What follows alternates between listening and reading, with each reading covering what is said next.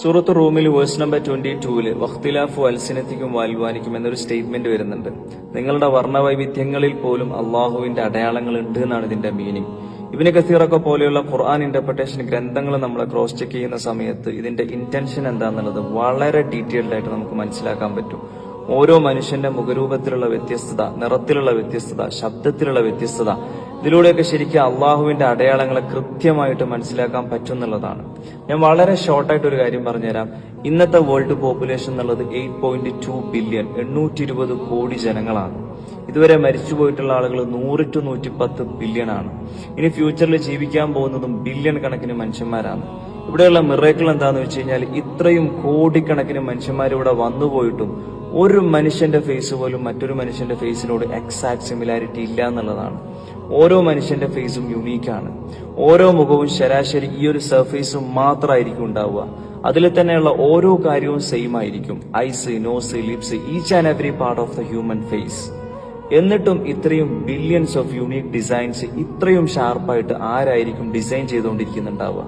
അതൊക്കെ അങ്ങ് randomly സംഭവിക്കുന്നതാണോ? Accidentally സംഭവിക്കുന്നതാണോ? ഞാൻ നിങ്ങളോട് 1000 വട്ടം ഉറപ്പിച്ച് തറപ്പിച്ച് പറയുന്നു, ഇതിന്റെയൊക്കെ പിന്നിൽ നന്നായിട്ട് പണിയറിയുന്ന ഒരാളുടെ വെൽ പ്ലാനിങ് ആക്റ്റീവാണ്. അതാരാന്നുള്ളത് നിങ്ങൾ ചിന്തിച്ചു പഠിച്ച് മനസ്സിലാക്കി നിങ്ങളുടെ മനസ്സിനെ തന്നെ പറഞ്ഞു പഠിപ്പിക്കുക. കാരണം ഓരോ വിശ്വാസിയെ സംബന്ധിച്ചിടത്തോളം അയാളുടെ റബ്ബിനെ കുറിച്ച് കോൺഷ്യസ് ആവുക എന്നുള്ളതാണ് ഒന്നാമത്തെ കാര്യം. ഖുർആനിൽ ഒരു ഇന്റേണൽ മിറക്കിളാണ് ഞാൻ എക്സ്പ്ലെയിൻ ചെയ്യാൻ പോകുന്നത്. Every single human being as A unique biological identity code. That means finger print identification.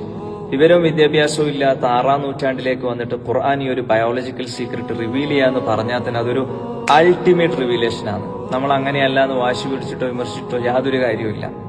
കാരണം ഖുർആൻ ഓൾറെഡി അത് സ്കോർ ചെയ്ത് കഴിഞ്ഞു. സൂറത്തുൽ ഖിയാമ verse number 3 and verse number 4.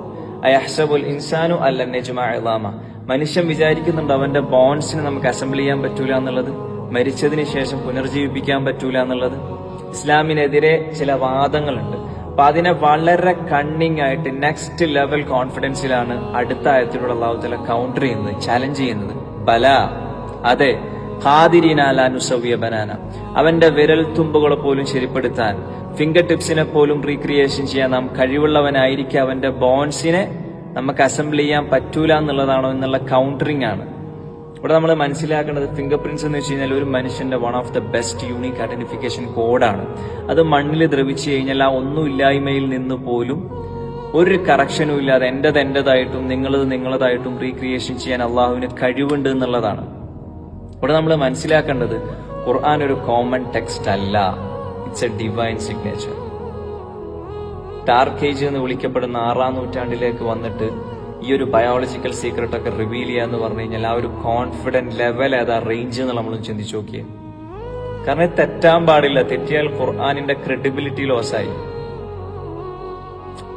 അപ്പൊ അതുകൊണ്ട് ദുനിയാവിന് വേണ്ടി മാത്രം പണിയെടുക്കാതെ അള്ളാഹുവിനെ കണ്ടെത്താനും മനസ്സിലാക്കാനും പടച്ചവനുമായിട്ട് കൂടുതൽ അടുക്കാനും നമ്മൾ ശ്രമിക്കുക. കാരണം മരണം നമ്മളെ കണ്ടുമുട്ടുന്നതിന് മുമ്പ്, നമ്മൾ മരണത്തെ അല്ല, മരണം നമ്മളെ കണ്ടുമുട്ടുന്നതിന് മുമ്പ് we have to turn to Allah. Inshallah.